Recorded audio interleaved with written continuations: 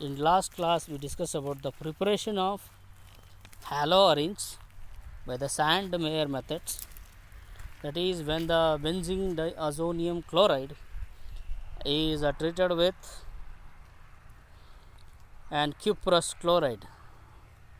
Actually, that is an cuprous chloride in HCl that will give chlorobenzene. And even we are also discussed the fitting reaction, Woods fitting reaction, and Woods reaction. So with respect to the sodium metal. So in case of fitting reaction, so when the two aryl halides are react with sodium to give biphenyl. In case of Woods fitting reaction, a mixture of aryl halide and alkyl halide to give alkyl benzene. But in case of Woods reaction, two alkyl halide react to gives an higher alkanes. So these are all the reaction we come across through in the last class. So now we are moving on to the electrophilic substitution reaction, that is in case of chlorobenzene. So the electrophilic substitution reaction means is just like a nucleophilic substitution reaction. In case of nucleophilic substitution reaction, the nucleophile is replaced by another nucleophile. But in case of electrophilic substitution reaction, the electrophile is substituted by the another electrophile. So that will be called as electrophilic substitution reaction. So but is in case of chlorobenzene, your syllabus. So there is a chlorobenzene is there. So that means this is the chlorobenzene. This is the chlorobenzene. This is chlorobenzene. So the chlorobenzene can also be written in the form of this type.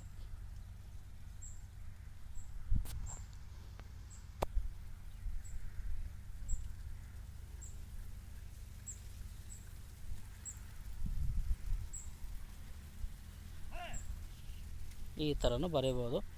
ಇಲ್ಲಿ ನಮಗೆ chlorine ಮೇಲ್ಗಡೆ ಇದೆ, and this is a double bond, this is double bond, alternate double bond, single bond, and hydrogen can also be written in the form of this is hydrogen, this is hydrogen, and this is one of the hydrogen, and this is hydrogen. So this is the one of the form of chlorobenzene. There is 6 carbon atom, 5 hydrogen atom, and 1 chlorine atom, that is C6 H5 C6 H5 Cl. So this is the chlorobenzene. So let's go to the reaction. In case of chlorobenzene, there are 2 hydrogen in ortho and para position. Let's go to the wave. What is an ortho, what is an para, what is an meta positions. We are all discussed in the first year, which is ortho position, which is para position, which is meta position. So let us know. So this is the benzene ring. This is the benzene ring, and there is a one of the halogen is or any alkyl group R. Alkyl irbodu or aryl irbodu with respect to 1.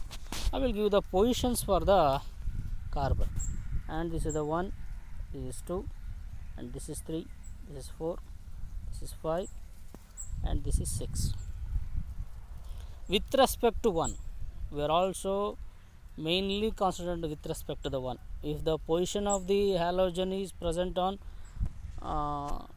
first carbon, with respect to 1 we taken as ortho and para position with respect to 1 length. If there is a first carbon is having X or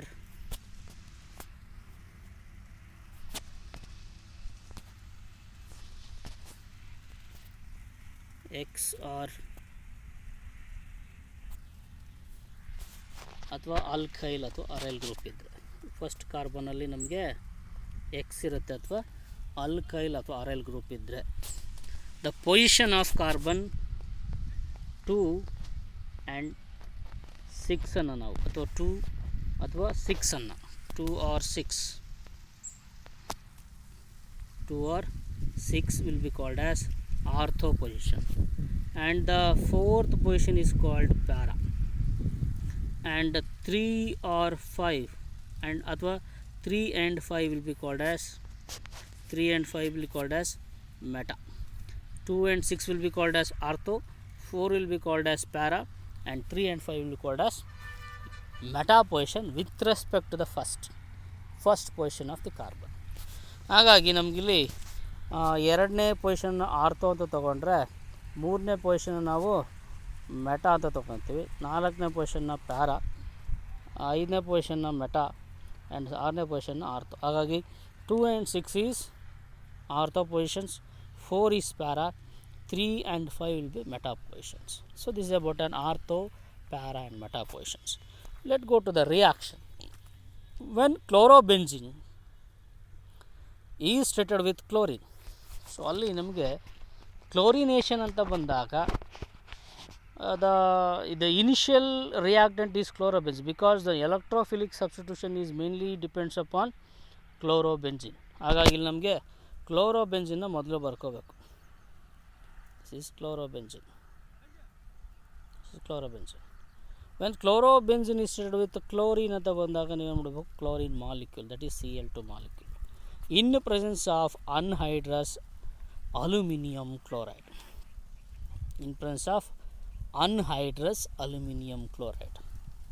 That means when the chlorine is treated with the chlorine in presence of anhydrous aluminum chloride, that will give a mixture of ortho and para dichlorobenzene. ಮೊದಲನೇ ಕಾರ್ಬನಲ್ಲಿ A and B ಅಂತ ತೊಗೊಳೋದಾದರೆ, ಎನಲ್ಲಿ ನಮಗೆ ಮೊದಲನೇ ಪೊಸಿಷನಲ್ಲಿ first ಕಾರ್ಬನ್ನಿಗೆ ಒಂದು chlorine ಇದೆ, ಎರಡನೇ ಕಾರ್ಬನ್ನಿಗೆ ಮತ್ತೊಂದು chlorine. ಹಾಗಾಗಿ ನಾವು ಆರ್ಥೋ ಡೈಕ್ಲೋರೋಬೆಂಜಿನ್. ಸೊ ಇನ್ನು ಬಿ ಪೊಸಿಷನ್ಲಿರುವಂಥ ಒಂದು ಪ್ರಾಡಕ್ಟ್ಗೆ ನಾವು ಏನು ಮೊದಲನೇ ಕಾರ್ಬನಲ್ಲಿ ಒಂದು ಕ್ಲೋರಿನ್ ಇದೆ ಮತ್ತು ಇನ್ನೊಂದು ನಾಲ್ಕನೇ ಕಾರ್ಬನಲ್ಲಿ ಒಂದು ಕ್ಲೋರಿನ್ ಇದೆ. ಹಾಗಾಗಿ ನಾವು ಅದನ್ನು ಪ್ಯಾರಾ ಅಂತ ಕರಿತೀವಿ. So para ಡೈಕ್ಲೋರೋಬೆಂಜಿನ್.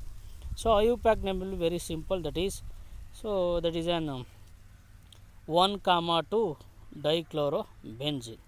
In case of para dichlorobenzene ಗೆ ನಾವು 1,4 dichlorobenzene ಅಂತ ತೊಗೊತೀವಿ. ಹಾಗಾಗಿ ಇಲ್ಲಿ ನಮಗೇನು the chlorobenzene is treated with an chlorine in presence of anhydrous aluminum chloride, that will use a mixture of ortho and para dichlorobenzene. So next is nitration. So the nitration means generally it is treated with a nitric acid in presence of sulfuric acid. So mixture of nitric acid and sulfuric acid will be called as nitrating mixture ಅಂತ ಕರಿತೀವಿ, nitrating mixture. ಹಾಗಾಗಿ when the chlorobenzene is heated with a nitrating mixture means that is nitric acid and sulfuric acid. When a chlorobenzene is heated with nitrating mixture, ortho and para nitrochlorobenzene is formed. Ortho and para, this is an ortho and this is para. Ortho and para nitrochlorobenzene is formed, that is ortho nitrochlorobenzene and para nitrochlorobenzene. So this is a very simple method. That means when a chlorobenzene, an ortho and para nitrobenzene is only found is heated with an nitrating mixture. That means a chlorobenzene gives ortho and para nitrochlorobenzene when that chlorobenzene is heated with an nitrating mixture. So ನೀವು ಅವಲೇ ಏನು electrophilic ಏನು substitution reaction ಹೇಳಿದೆ. Electrophilic substitution means, so this is an H minus will be formed, H minus, and this is an electrophile. So ಇದು H plus ಏನಾಗುತ್ತೆ escape ಆಗುತ್ತೆ. ಆಗ ಇಲ್ಲಿ ಎಲೆಕ್ಟ್ರೋಫೈಲ್ನ ಜಾಗದಲ್ಲಿ ನಮಗೆ NO2 ಪ್ಲಸ್ ಬಂದು ಅಟ್ಯಾಕ್ ಮಾಡುತ್ತೆ, NO2 ಪ್ಲಸ್. ಕ್ಲಿಯರ್? ಸೊ ಹಾಗಾಗಿ ಇಲ್ಲಿ ನಮಗೆ ಇಲ್ಲೊಂದು ಎಲೆಕ್ಟ್ರೋಫೈಲ್ ಇದೆ, ಅಲ್ಲೊಂದು ಎಲೆಕ್ಟ್ರೋಫೈಲ್ ಇದೆ. ಎಚ್ ಪ್ಲಸ್ ಇದ್ದಿದ್ದು NO2 plus, that is electrophile is replaced by another electrophile. In case of chlorobenzene also, that is H plus is replaced by Cl plus. ಯಾಕೆಂದರೆ ನಮಗಿಲ್ಲಿ ಬಾಂಡ್ Cl2 ಹಿಂಗಿರುತ್ತೆ, ಬಾಂಡ್ ಬ್ರೇಕ್ ಆದಾಗ ಇದು Cl ಪ್ಲಸ್ ಇದು Cl plus ಆಗಿ convert ಆಗುತ್ತೆ. ಹಾಗಾಗಿ ಅಲ್ಲಿ ನಮಗೆ ortho and para dichlorobenzene form ಆದರೆ, ನೈಟ್ರೇಷನ್ ನಮಗೆ ortho and para nitrochlorobenzene form ಮಾಡುತ್ತೆ. That is ortho nitrochlorobenzene and para nitrochlorobenzene. This is about an nitration. Next is the sulfonation. In the sulfonation, that is completely reacted with a sulfuric acid. Sulfuric acid. That means when a chlorobenzene is treated with an sulfuric acid, that will use ortho chlorobenzene sulfonic acid and para chlorobenzene sulfonic acid, and this is ortho chlorobenzene sulfonic acid. So when the SO3 is there, that will be called as sulfonic acid. ಹಾಗಾಗಿ ಇಲ್ಲಿ ಕೇವಲ H ಮಾತ್ರ ಉಳ್ಕೊಳ್ಳುತ್ತೆ. So ಈ H2SO4 ನಾವು ಇಲ್ಲಿ ಬರ್ದಿದ್ದಾರೆ. H2SO4 can be return as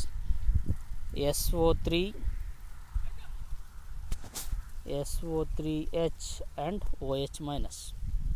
SO3H and that is SO3H plus and OH minus, that is H2SO4 ಆಗಿರುತ್ತೆ.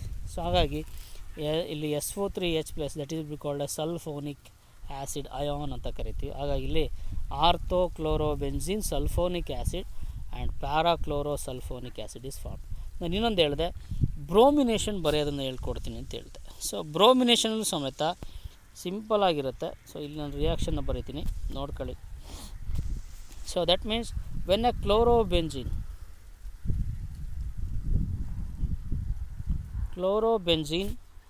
is treated with bromine in presence of anhydrous aluminum chloride, anhydrous aluminum chloride, that will gives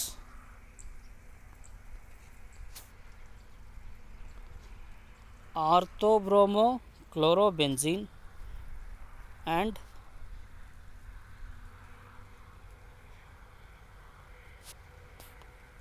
parabromochlorobenzene.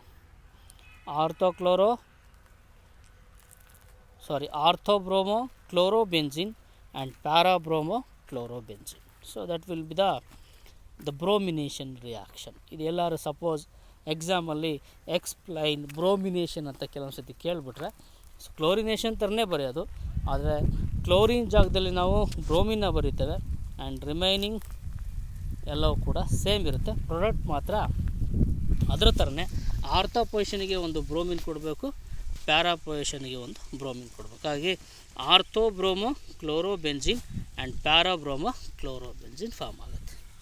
This is about an bromination. And ನೈಟ್ರೇಷನಲ್ಲಿ ನಾವು nitrating mixture, that is sulphuric acid and nitric acid ಮಿಕ್ಸ್ಚರ್ನ that is nitrating ಮಿಕ್ಸ್ಚರ್ನ ಬಳಸಬೇಕು. But in case of sulphonation, only sulfuric acid is used, that will give sulfonic acid, that is orthochlorobenzene sulfonic acid and parachlorosulfonic acid. Next we move on to the Friedel-Crafts reactions. So Friedel-Crafts reaction ಅಲ್ಲಿ ನಮಗೆ ಎರಡು ರೀತಿ ಬರುತ್ತೆ. ಒಂದು Friedel-Crafts alkylation, ಇನ್ನೊಂದು Friedel-Crafts acylation ಅಂತ ಬರುತ್ತೆ. Let's discuss the Friedel-Crafts alkylation, that is methylation ಅಂತ ಕರಿತೀವಿ, methylation. So in case again the chlorobenzene, when the chlorobenzene is treated with methyl chloride, so ಮಿಥೈಲೇಷನ್ ಅಂತ ಕೊಟ್ಟಾಗ ನಾವಿಲ್ಲಿ ಮೀಥೈಲ್ ಕ್ಲೋರೈಡ್ ತಗೋಬೇಕು. ಸೊ ಅಲ್ಕಲೇಷನ್ ಅಂತ ಬಂದಾಗ ಜನರಲ್ ಆಗಿ RX ತಗೊಂಡ್ರೆ, that is alkyl halides. Okay, so when the chlorobenzene is treated with an methyl chloride in presence of anhydrous aluminum chloride, once again anhydrous aluminum, that is AlCl3, that means the chlorobenzene is treated with an methyl chloride in presence of anhydrous aluminum chloride, that will give a mixture of ortho and para methyl chlorobenzene, that is orthomethyl chlorobenzene and paramethyl chlorobenzene. This is an orthomethyl chlorobenzene and this one is paramethyl chlorobenzene. So orthomethyl chlorobenzene also called as an orthochlorotoluene, orthochlorotoluene, and paramethyl chlorobenzene also called as parachlorotoluene ಅಂತ ಕರೀಬಹುದು. That means with respect to the CH3 group, that will be with respect to the CH3 groups, so this is an second position ಅಂತ ಆಗಿರುತ್ತೆ. ಹಾಗಾಗಿ ಇದು ನಾವು ಆರ್ಥೋಕ್ಲೋರೋಟಾಲಿನ್ and ಪ್ಯಾರಾಕ್ಲೋರೋಟಾಲಿನ್ ಅಂತ ಹೇಳ್ಬೋದು. So ಎರಡು ರೀತಿ ಇರುತ್ತೆ, ಯಾವ್ದಾದ್ರು ಒಂದು ಹೆಸರು ನೆನ್ಪಿಟ್ಕೊಂಡ್ರೆ ಸಾಕು. ಸೊ ಇದಕ್ಕೆ ಟಾಲಿನ್ ಕಷ್ಟ ಆಗುತ್ತೆ ಅಂದರೆ ನೀವು mixture of ortho and para methyl chlorobenzene ಅಂದರೆ ಸಾಕು. Ortho and methyl chlorobenzene is enough. Ortho and para methyl chlorobenzene. This is a Friedel-Crafts alkylation or methylation. So next one is, that is Friedel-Crafts acylation. So that is an acetyl group ಅನ್ನು addition ಮಾಡೋದು. So ಇಲ್ಲಿ ಕೂಡ when chlorobenzene is treated with an acetyl chloride, this is CH3COCl, that is an acetyl chloride. When chlorobenzene is treated with an acetyl chloride, that is CH3COCl, in the presence of anhydrous aluminum chloride, that is AlCl3. That is when the chlorobenzene is treated with an acetyl chloride in presence of anhydrous aluminum chloride, that will give a mixture of ortho and para acetyl chlorobenzene. This is an acetyl group. Acetyl chlorobenzene. Ortho and para acetyl chlorobenzene. The other name of acetyl chlorobenzene is, that is chloroacetophenone. So chloroacetophenone. So ಅದನ್ನು ನೀವು ಯಾವುದಾದ್ರು ಒಂದು ಹೆಸರು ನೆನ್ಪಿಟ್ಕೊಂಡ್ರೆ ಸಾಕು. So ಹಾಗಾಗಿ ortho and chloro acetyl chlorobenzene is easiest way. ಆಗ ಅದನ್ನು ನೆನ್ಪಿಟ್ಕೊಂಡ್ರೆ ಸಾಕು, ortho and chloro acetyl chlorobenzene. So next is nucleophilic substitution reaction. So ಇದರಲ್ಲೂ ಕೂಡ ನಾವು ನ್ಯೂಕ್ಲಿಯೋಫಿಲಿಕ್ ಸಬ್ಸ್ಟಿಟ್ಯೂಷನ್ ರಿಯಾಕ್ಷನನ್ನು ಮಾಡ್ಬೋದು, ಬಟ್ ಎಲ್ಲ ರಿಯಾಕ್ಷನೂ ಆಗಲ್ಲ. ಅದು ಯಾಕಾಗಲ್ಲ ಏನಕ್ಕಾಗಲ್ಲ ಅಂತ ನಾವು ನೆಕ್ಸ್ಟ್ ಹಾಗೆ ಡಿಸ್ಕಸ್ ಮಾಡ್ತೀವಿ. ಬಟ್ ಇಲ್ಲಿ ಕ್ಲೋರೋಬೆನ್ಸಿನಿಗೆ ಮಾತ್ರ ಸೊ ನ್ಯೂಕ್ಲಿಯೋಫಿಲಿಕ್ ಸಬ್ಸ್ಟಿಟ್ಯೂಷನ್ ರಿಯಾಕ್ಷನ್ನ ಮಾಡ್ಬೋದು. So when a chlorobenzene is heated with aqueous sodium hydroxide at 350 degrees Celsius to 350 degrees Celsius under 300 atmosphere. This is the condition. So temperature and the pressure. Temperature is about at 350 degrees Celsius and the pressure is at the 300 atmosphere pressure. So that will be on acidification. So ಹಾಗಾಗಿ ಇಲ್ಲಿ ನಾವು ಏನು ಮಾಡ್ತಿದ್ವಿ, the chlorobenzene is heated with an aqueous sodium hydroxide at 350 degrees Celsius under 300 atmospheric pressure, followed by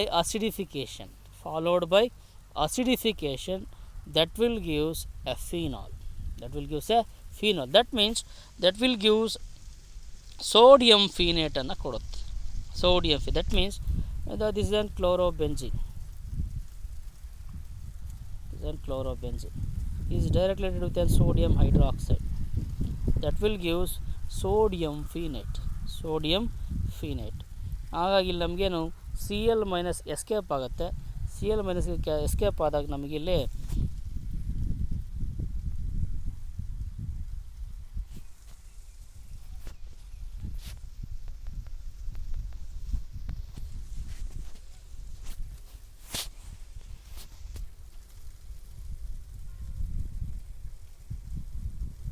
it is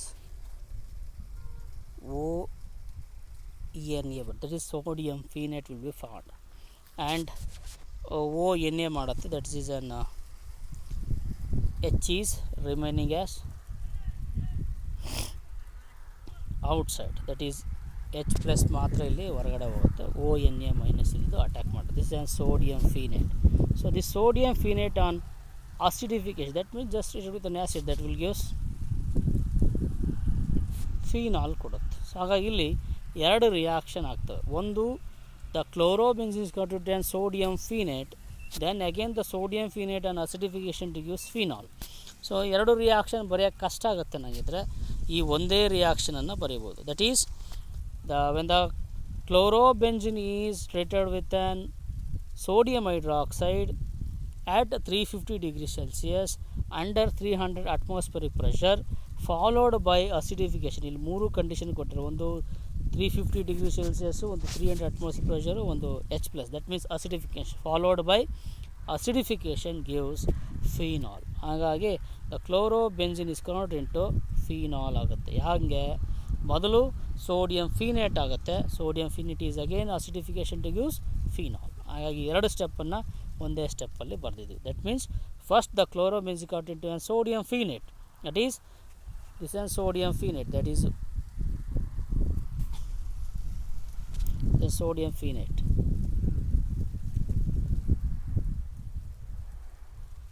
ONA, this is sodium phenate. Again the sodium phenate on acidification to gives phenol. So ಇದು ಡೈರೆಕ್ಟಾಗಿ ಎರಡು step ಆಗುತ್ತೆ. ಎರಡನೇ ಸ್ಟೆಪ್ಪಲ್ಲಿ ಅಸಿಡಿಫಿಕೇಷನ್ ಮಾಡ್ತಾರೆ. ಹಾಗಾಗಿ ಇದನ್ನು ನಾವು nucleophilic substitution of ಕ್ಲೋರೋಬೆನ್ಸಿನ್ ಅಂತ ಕರಿತೀವಿ. ಬಟ್ ಈ ಒಂದು the nucleophilic substitution is not so easy in case of haloarenes. So ಯಾಕೆ ಅಂತ ಬರುತ್ತೆ. So there are 3 important reasons or 4 important reasons. So ಅದರಲ್ಲಿ ಮೇಜರಾಗಿ 3 ಬರುತ್ತೆ. So the haloarenes are less reactive than alkyl halides. Haloarenes are less ನಿಮಗೆ reasoning question ಕೇಳ್ಬೋದು.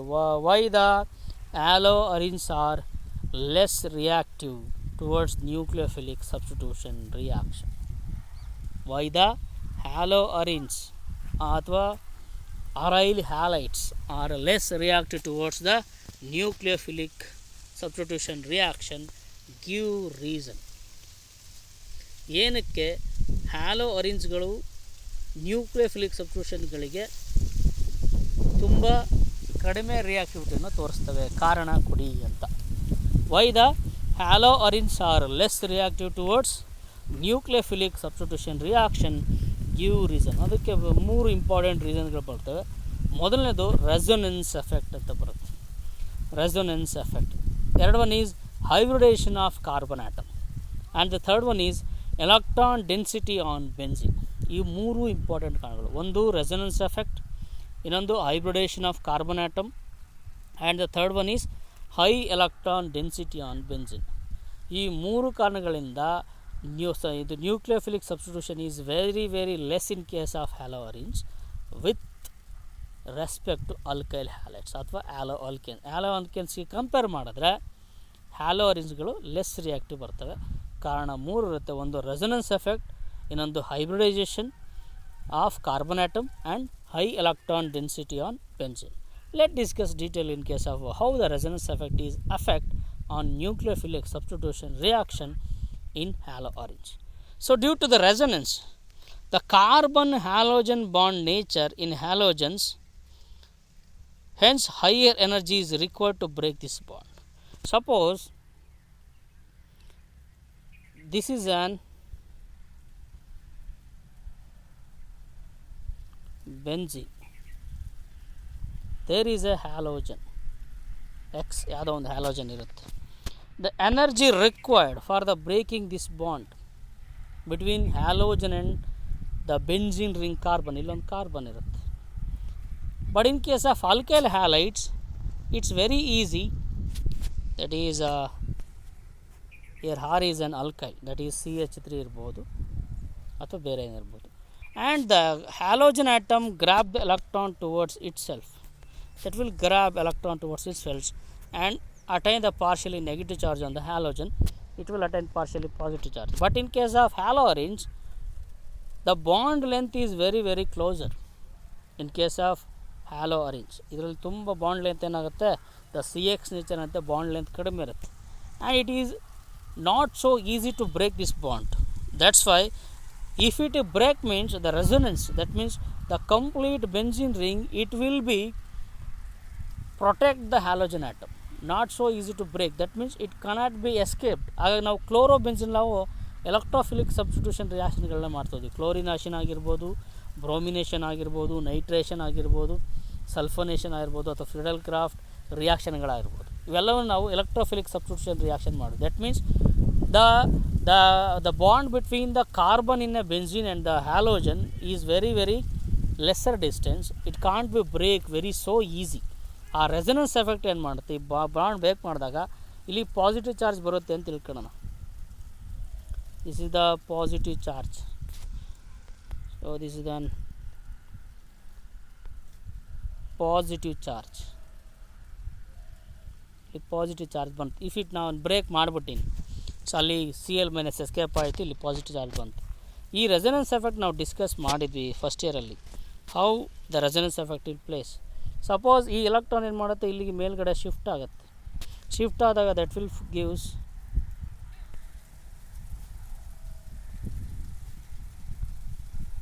a positive charge on this side and this one. Again the one of the electron is moves to the next bond and form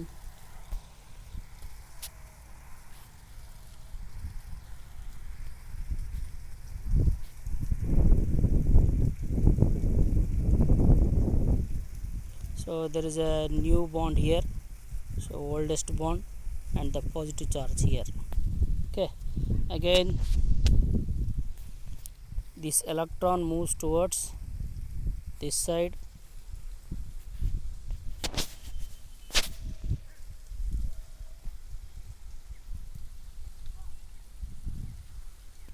that will give new bond, newest bond and positive charge here. So that means again once again the new bond is formed. Just only the position of the positive charge moves on. One is ortho, other one is para. These are the two position is only preferred for the electrophilic substitution reaction. ಗೊತ್ತಾಗ್ತಿದೆಯಾ? So ಹಾಗಾಗಿ ಇಲ್ಲಿ ನಮಗೆ positive charge ಅಲ್ಲೇ ಇರುತ್ತೆ. ಅದಕ್ಕೆ ನಾವು nucleophilic substitution ರಿಯಾಕ್ಷನ್ಗಳಿಗೆ prefer ಮಾಡಲ್ಲ. ಅದು ಸೊ ಪ್ರಿಫರ್ ಮಾಡಲ್ಲ ಅಂತ ಮೀನ್ಸ್, ಸೊ ಅಲ್ಲಿ ಬಾಂಡೇ ಬ್ರೇಕ್ ಆಗೋಲ್ಲ ಅಂದಮೇಲೆ ನಮಗೆ ಇಲ್ಲೇನಾಗುತ್ತೆ, ಅಲ್ಲಿ ಅದು ಅಷ್ಟು ಈಸಿಯಾಗಿ ನಮಗೆ ಬಾಂಡ್ ಬ್ರೇಕ್ ಆಗೋಕ್ಕಾಗಲ್ಲ. ಬಟ್ ಅದು ನಾವು ಎಲೆಕ್ಟ್ರೋಫಿಲಿಕ್ ಸಬ್ಸ್ಟಿಟ್ಯೂಷನ್ ಬದಲು ನ್ಯೂಕ್ಲಿಯೋಫಿಲಿಕ್ ಸಬ್ಸ್ಟಿಟ್ಯೂಷನ್ ರಿಯಾಕ್ಷನ್ ಮಾಡ್ಬೋದು. So this is about on resonance effect. Next is the hybridisation of carbon atom. So in case of benzene, all the carbon atom are sp2 hybridized. These sp2 hybridized carbon atom are in less polar in nature. That means less polar means again the distance is very very less. So sp3 hybridized means the bond length is more. sp2 hybridized means bond length is somewhat decreased as compared with the sp3. sp2 ಹೋಲಿಸ್ಕೊಂಡ್ರೆ sp3 ಹೋಲಿಸ್ಕೊಂಡ್ರೆ sp2 ಏನಾಯಿತು, bond length ಕಡಿಮೆ ಆಯಿತು. ಇನ್ನು sp ಆದರೆ ಇನ್ನೂ bond length ಕಡಿಮೆ ಆಗ್ತಾ ಹೋಗುತ್ತೆ. ಹಾಗಾಗಿ ನಮಗೆ ಎಲ್ಲ ಕಾರ್ಬನ್ನಿಗೂ ಡಬಲ್ ಬಾಂಡ್ ಅಥವಾ ಏನು sp2 ಹೈಬ್ರಿಡೈಸ್ಡ್ ಆಗಿರೋದ್ರಿಂದ ಅಲ್ಲಿ ನಮಗೆ ಲೆಸ್ ಪೋಲಾರ್ ನೇಚರ್ ಕಾಣುತ್ತೆ. ಲೆಸ್ ಪೋಲಾರ್ ಅಂತ ಬಂದರೆ that is lesser distance between halogen and carbon. ಅಲ್ಲೂ ಕೂಡ ನಮಗೆ ಈಸಿಯಾಗಿ ಬಾಂಡನ್ನು ಬ್ರೇಕ್ ಮಾಡೋಕ್ಕಾಗಲ್ಲ ಅಂತೇಳಿ. ಇನ್ನೊಂದು high electron density on benzene. So already the benzene ring is having N the richest electron, that is the rich in electron, that is it will be act as a nucleophile. Benzene ring a nucleophile ಆಗಿರೋದ್ರಿಂದ it cannot easily prefer for the nucleophilic substitution. ಇದಷ್ಟು ನಾವು discuss ಮಾಡ್ತಿರೋದು ಏನಕ್ಕೆ ಅಂದರೆ, so why the hello orange R less reacted towards the nucleophilic substitution. One is the resonance effect, second one is hybridization of carbon atom and the electron density on benzene. So the last property is, there is a note, ortho and para nitro substituted chlorobenzene ಇದ್ದರೆ ortho and para. That means suppose this an chlorobenzene ಇರುತ್ತೆ, ಇಲ್ಲಿಗೆ ಆರ್ಥೋದಲ್ಲಿ nitro ಇದೆ. ಇನ್ನೊಂದು ಕಡೆ again chloro here,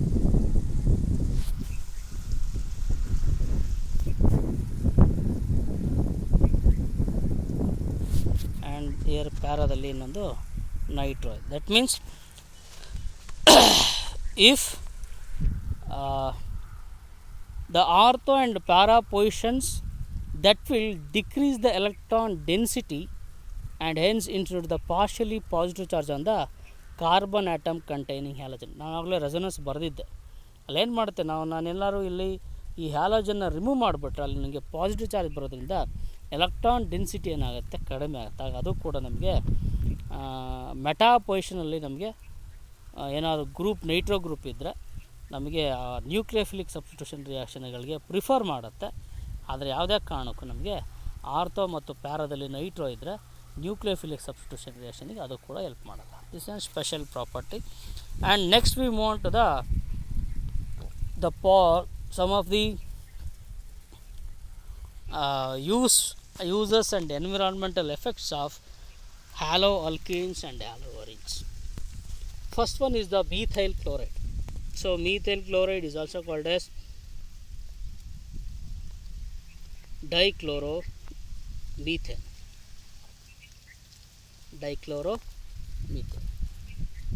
ಅಥವಾ methyl dichloride. This is taken as a small mistake, that is methylene dichloride, this one. ಅಥವಾ ಡೈಕ್ಲೋರೋಮೀಥೇನ್, simply it will take ಡೈಕ್ಲೋರೋಮೀಥೇನ್. ಇದರ uses ಮತ್ತು ಎಫೆಕ್ಟ್ಸ್ಗಳು ಅಂದರೆ ನಾವು ಕೆಲವೊಂದಕ್ಕೆ ಯೂಸಸ್ ಇರ್ತವೆ, ಕೆಲವೊಂದಕ್ಕೆ ಎಫೆಕ್ಟ್ ಇರ್ತವೆ.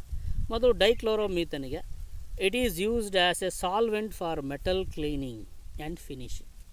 ಕೆಲವೊಂದು ಮೆಟಲ್ಗಳನ್ನು ಕ್ಲೀನ್ ಮಾಡೋದಕ್ಕೆ ಮತ್ತು ಫಿನಿಶಿಂಗ್ ಕೊಡೋದಕ್ಕೆ, ಅಂದರೆ ತುಂಬ ಚೆನ್ನಾಗಿ ಕ್ಲೀನ್ ಮಾಡಿ ಶೈನಿಂಗ್ ಮಾಡೋದಕ್ಕೆ ನಾವು ಕ್ಲೀನಿಂಗ್ ಏಜೆಂಟಾಗಿ ಬಳಸ್ತೀವಿ ಅಂತ. And even dichloromethane is also used for the manufacture of drugs. ಈ ಡ್ರಗ್ಸ್ ಮೀನ್ಸ್ ಮೆಡಿಸಿನ್ನ ಪ್ರಿಪರೇಷನ್ಗಳಲ್ಲಿ ನಾವು ಇದನ್ನು ಸಾಲ್ವೆಂಟ್ ಆಗಿ ಯೂಸ್ ಮಾಡ್ತೀವಿ. Dichloromethane, that is DCM. Dichloromethane. DCM is also used as a cleaning agent and also for the manufacture is solvent, as a solvent in the manufacture of drugs. Next is the trichloromethane, that is chloroform. So it is used as a solvents for fats and iodine. ಅಂದರೆ ಫ್ಯಾಟ್ಸನ್ನು ಮತ್ತು ಅಯೋಡಿನ್ನ soluble ಮಾಡೋದಕ್ಕೆ ನಾವು ಕ್ಲೋರೋಫಾರ್ಮ್ಸನ್ನು ಬಳಸ್ತೀವಿ. That means ಕೆಲವೊಂದು ಫ್ಯಾಟ್ಸ್ಗಳಿಗೆ ಆಯಿಲಲ್ಲಿ ಕೆಲವೊಂದು fats ಇರ್ತವೆ, ಆ ಫ್ಯಾಟ್ಸನ್ನು ಸಾಲ್ಯುಬಲ್ ಮಾಡ್ಕೊಳ್ಳೋದಕ್ಕೆ, because the fats are not soluble in water, they are only soluble with the non polar liquids. ಆ ನಾನ್ ಪೋಲಾರ್ ಲಿಕ್ವಿಡ್ಸ್ ಅಂದರೆ ಪೋಲಾರನ್ನು, ಸೊ ದಟ್ ಈಸ್ ಕ್ಲೋರೋಫಾರ್ಮನ್ನು ಬಳಸ್ಕೋಬೋದು. ಆ ಫ್ಯಾಟ್ಸನ್ನು ಮತ್ತು ಅಯೋಡಿನ್ನ ಸಾಲ್ಯುಬಲ್ ಮಾಡ್ಕೊಳ್ಳೋದಕ್ಕೆ ನಾವು ಕ್ಲೋರೋಫಾರ್ಮ್ನ ಬಳಸ್ಬೋದು. And it's also used in the manufacture of drug. Again the solvent ಆಗಿ ಯೂಸ್ ಮಾಡ್ತೀವಿ, because of a non polar property of solubility. ಹಾಗಾಗಿ ನಾವು ಅದನ್ನು ಮ್ಯಾನುಫ್ಯಾಕ್ಚರಿಂಗ್ ಡ್ರಗ್ಸ್ ಬಳಸ್ತೀವಿ. And chloroform is used as a general anaesthetic surgery. So anaesthetic ಏಜೆಂಟಾಗಿ ಬಳಸ್ತಿದ್ದೆ. ಈ ಕೆಲವೊಂದು ಸತಿ ಆಪ್ರೇಷನ್ಗಳನ್ನ ಮಾಡುವಾಗ ಅನೆಸ್ಟಿಕ್ ಏಜೆಂಟನ್ನು ಕೊಡ್ತಾರೆ. So and even chloroform is one of the anaesthetic agent, but it is toxic. ತುಂಬ ಜಾಸ್ತಿ ಪರ್ಸೆಂಟೇಜ್ ತಗೊಳಂಗಿಲ್ಲ ನಾವು.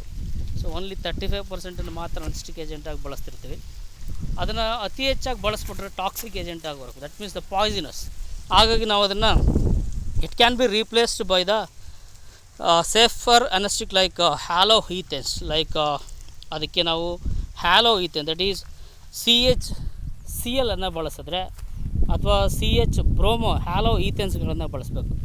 ಒಂದು ಕ್ಲೋರೋ ಆಗಿರ್ಬೋದು ಅಥವಾ ಬ್ರೋಮೋ. ಹಾಗಾಗಿ CF3CHClBr, that is chlorofluoromethyls that will be an anaesthetic agents ಆಗಿ ಬಳಸ್ಬೋದು.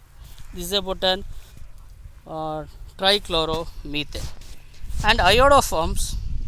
ಸೊ ಅಯೋಡೋಫಾರ್ಮ್ಸಲ್ಲಿ that will be an triiodomethane and it is used as an antiseptic, like ಕೆಲವೊಂದು ವೂಂಡ್ಸ್ಗಳಿಗೆ ಅಥವಾ ಗಾಯಗಳಿಗೆ ಕ್ಯೂರ್ ಆಗೋದಕ್ಕೆ ನಾವು ಅಯೋಡೋಫಾರ್ಮ್ ಏನು ಜೆಲ್ಗಳನ್ನು ಬಳಸ್ತಾ ಹೋಗ್ತೀವಿ.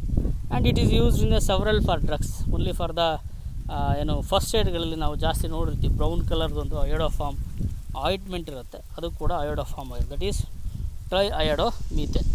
And carbon tetrachloride, it is used the preparation of freons refrigerant, ಅಂದರೆ ಕೂಲಿಂಗ್ ಏಜೆಂಟ್ ಆಗಿ ಬಳಸ್ತೇವೆ. And it is used in dry ಕ್ಲೀನಿಂಗ್ಗಳಿಗೆ ಜಾಸ್ತಿ ಬಳಸ್ತಾರೆ. ದಟ್ ಮೀನ್ಸ್ ಡ್ರೈ ಕ್ಲೀನಿಂಗ್ ಅದು ಗೊತ್ತಿರುತ್ತೆ ನಿಮಗೆ, ಕೆಲವೊಂದು ಕಾಸ್ಟ್ಲಿ ಬಟ್ಟೆಗಳನ್ನು ಎಲ್ಲಿ ಕೋಳಾಗಿರುತ್ತೆ ಅಲ್ಲಿ ಮಾತ್ರ ಕ್ಲೀನ್ ಮಾಡೋದಕ್ಕೆ. And is also used in fire ಎಕ್ಸ್ಟಿಂಗ್ವಿಷರಲ್ಲಿ ಬಳಸ್ತೇವೆ. And the vapours of that is carbon tetrachloride, it will be major there's effect of trichloroiodomethane or tetrachloromethane. So its effect is depletion in ozone layer ಅಲ್ಲಿ ಬಳಸ್ತೀವಿ. And that means it will cause the depletion in ozone layer. Ozone layer depletion ಆಗೋದಕ್ಕೆ effect ಮಾಡುತ್ತೆ. That's an effect of carbon tetrachloride, that is tetrachloromethane. Next the freon. Freon is the chlorofluoro derivatives. That means you can clearly observe the chlorofluoro derivatives. And it is chlorofluoro derivatives of methane and ethane is known as freons. So 1 marks ಕೂಡ ಕೇಳ್ಬೋದು, what is ಫ್ರಿಯಾನ್ಸ್ ಅಂತ ಜಾಸ್ತಿ ಸುಮಾರು ಸತಿ ಕೇಳಿದ್ದಾರೆ. So that is chlorofluoro derivatives of methane and ethane are known as freons, and it is used as a refrigerant in a refrigerator and air conditioner, and is a propellant in aerosols and foams ಅಂತ ಬರುತ್ತೆ. So propellant, that means a propellant in aerosols means it is a fuel in case of rockets or jets, ಅಲ್ಲಿ ನಾವು ಬಳಸ್ತೇವೆ. And environment effect ಅಂತ ಬರೋದಾದರೆ again it is a cause in depletion of ozone layer. Depletion ozone ಲೇಯರ್ಗೆ ಇದು ಅಥವಾ ozone ಲೇಯರ್ನ depletion ಆಗೋದಕ್ಕೆ ಅಥವಾ ಕ್ಷೀಣಿಸೋದಕ್ಕೆ ಇದನ್ನು ಎಫೆಕ್ಟ್ ಮಾಡ್ತಾ ಹೋಗುತ್ತೆ. Next is the DDT, that is expand DDT ಅಂತ ಸುಮಾರು ಸತಿ 1 ಮಾರ್ಕ್ಸಿಗೆ ಕೇಳ್ತಾರೆ. ಎಕ್ಸ್ಪ್ಯಾಂಡ್ DDT ಅಂತ ಬಂದಾಗ ನೀವು ಇಲ್ಲಿ PP ಬರೋದಕ್ಕಿಂತನೂ ತುಂಬ ಸಿಂಪಲ್ಲಾಗಿ ಇದು ಬೇಡ ಬೇಕಿದ್ರೆ, that is dichloro diphenyl trichloro ethane ಬರೆದ್ರೆ ಸಾಕು. Dichloro diphenyl trichloro ethane, that is expand DDT means dichloro diphenyl trichloro ethane. And it is used as a insecticide to protect crops. Insecticide ಆಗಿ ಬಳಸ್ತಾರೆ, ಒಂದು ಬೆಳೆಯನ್ನು ಕಾಪಾಡೋದಕ್ಕೆ ಇನ್ಸೆಕ್ಟಿಸೈಡ್ ಆಗಿ ಬಳಸ್ತಾರೆ. ಅಥವಾ ಹುಳುಗಳಿಂದ ಎಫೆಕ್ಟ್ ಆಗಬಾರ್ದು, ಅದು ಕೆಲವೊಂದು ಕ್ರಿಮಿಕೀಟಗಳು ಎಫೆಕ್ಟ್ ಮಾಡ್ತವೆ ಬೆಳೆಗಳಿಗೆ ಅಂತ ಸಂದರ್ಭದಲ್ಲಿ DDTಯನ್ನು ಹಾಕ್ತಾರೆ. And it is also use to kill mosquitoes, ಸೊಳ್ಳೆಗಳನ್ನು ಸಾಯಿಸೋದಕ್ಕೆ ಬಳಸ್ತಾರೆ. And the side effect of DDT is it is not completely biodegradable. ಇದು ಯಾವುದೇ ಕಾರಣಕ್ಕೂ ಅಷ್ಟು ಬೇಗ ಅಷ್ಟು ಈಸಿಯಾಗಿ ಬಯೋಡಿಗ್ರೇಡಬಲ್ ಅಂದರೆ ಅಷ್ಟು ಈಸಿಯಾಗಿ ಅದು ಏನು ಫ್ರಾಗ್ಮೆಂಟ್ಸ್ ಆಗಿ ಅಥವಾ ಸಾಲ್ಯುಬಲ್ ಆಗೋದಿಲ್ಲ. And it is not rapidly metabolised in animals. ಅದು ನಾವು ಒಂದ್ಸಲಿ ನಾವು DDT ತಿಂದರೆ ಅದು ಅಷ್ಟು ಬೇಗ ಅದು ಜೀರ್ಣ ಆಗೋದಿಲ್ಲ. ಹಾಗಾಗಿ and deposition of DDT effect the reproductive system of animals. ಮನುಷ್ಯನಲ್ಲಿ ರೀಪ್ರೊಡಕ್ಟಿವ್ ಸಿಸ್ಟಮನ್ನು ಡ್ಯಾಮೇಜ್ ಮಾಡ್ತಾ ಹೋಗುತ್ತೆ. And this is the structure. ಕೆಲವು ಸತಿ ಎಕ್ಸ್ಪ್ಯಾಂಡ್ DDT ಕೇಳ್ತಾರೆ ಅಥವಾ ಇದರ ಸ್ಟ್ರಕ್ಚರನ್ನು ಕೇಳ್ತಾರೆ. This is the structure of DDT, that is dichloro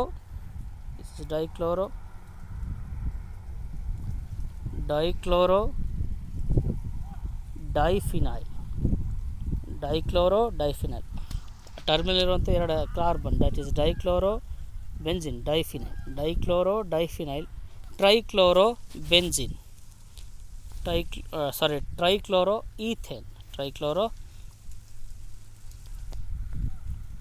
ethane. Okay, so dichloro diphenyl trichloro ethane. So ethane ಯಾಕೆ ಬಂತು ಅಂದರೆ ನೀವು ನೋಡ್ಬೋದು. So this are dichloro, okay, diphenyl, this is trichloro 1 2 3 trichloro ethane 1 ಮತ್ತು 2 ಕಾರ್ಬನ್ ಇದೆ. ಹಾಗಾಗಿ dichloro diphenyl trichloro ethane. This is about a structure of DDT. Okay, dichloro diphenyl trichloro ethane. ಬೇಕಿದ್ರೆ zoom ಮಾಡೋ ಸತಿ ತೋರಿಸ್ತೀನಿ. ಸ್ಟ್ರಕ್ಚರನ್ನು ಪ್ರಾಕ್ಟೀಸ್ ಮಾಡಬೇಕು.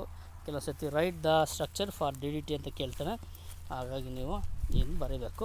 ಎಕ್ಸ್ಪ್ಯಾಂಡ್ ಕೇಳಿದ್ರೆ dichloro diphenyl trichloro ethane. Next is the examination part. So there is a weightage of this chapter is 6 marks. So there are 4 parts. What is a part A, part B, part C, part D. Part A, there is the first main, and part D, there is a fifth main. Part ಏನಲ್ಲಿ 8 question number 8ಅಲ್ಲಿ 1 ಮಾರ್ಕ್ಸಿಗೆ ಕೇಳ್ತಾರೆ. So 1 ಮಾರ್ಕ್ಸಿಗೆ ನಾನು ಹೇಳಿದ್ನಲ್ಲ, expand D D T, write the structure of D D T, what is an what is racemic mixture, what is an enantiomers, what is chiral, what is an achiral, ಈ ಥರದ 1 ಮಾರ್ಕ್ಸ್ನ question ಕೇಳ್ತಾರೆ. ಇನ್ನು 32ನಲ್ಲಿ question number 12 fifth ಮೇನಲ್ಲಿ ನಮಗೆ 3+2 ಆಗಿ ಬೈಫರ್ ಮಾಡ್ತಾರೆ. 3 ಮಾರ್ಕ್ಸ್ಗೆ ನಮಗೆ SN1 ಅಥವಾ SN2 ಕೇಳ್ತಾರೆ. SN1 and SN2. But in 2 marks especially for the complete the reactions ಅಥವಾ ರೀಸನಿಂಗ್ ಕ್ವಶನ್ಸ್ ಅಥವಾ 2 ಮಾಡ್ಬೋದು. ಈ 2ನ ಬೇಕಿರೋ 1+1 ಅಂತಲೂ ಮಾಡ್ಕೊತಾರೆ. ಸೊ 1+1 ಅಂತ ಮಾಡಿದಾಗ ರೀಸನಿಂಗ್ ಕ್ವಶನ್ ಕೇಳ್ತಾರೆ ಅಥವಾ ಯಾವ್ದಾದ್ರು ರಿಯಾಕ್ಷನ್ಗಳನ್ನ ಕಂಪ್ಲೀಟ್ ಮಾಡೋದಕ್ಕೆ ಜನರಲಿ ಕಂಪ್ಲೀಟ್ ದ ರಿಯಾಕ್ಷನ್ಸ್ಗಳನ್ನ ಕೊಡ್ತಾರೆ. Okay, so this is about the halo alkenes and halo arenes. If you have any doubts means you can ask me. So thank you, bye. Next class we discuss about the another chapter. So at now we are complete the 2 chapters. One is solid state, other one is halo alkenes and halo arenes.